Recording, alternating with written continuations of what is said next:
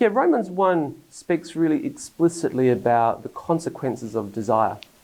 And we can think of Adam and Eve in the garden and the consequences of their desire.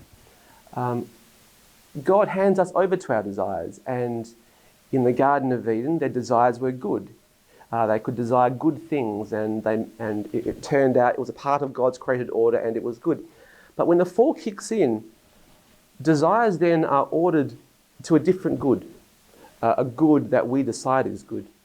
So in Romans 1, we see this idea, which is kind of repeated by Paul, that we're handed over to our desires, which is interesting because it's not necessarily an evil thing. We've always desired. But here, now we have this sinful heart and sinful mind when we desire things. We're not always desiring the right, good things that God wants us to desire. So the catastrophe is that when we're handed over to our desires, we read in Romans 1, is that it results in death.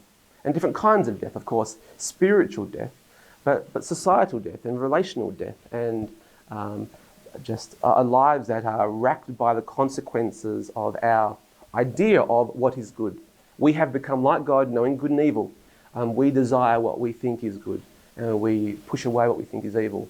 But those ideas are not what God has installed for us as good and evil.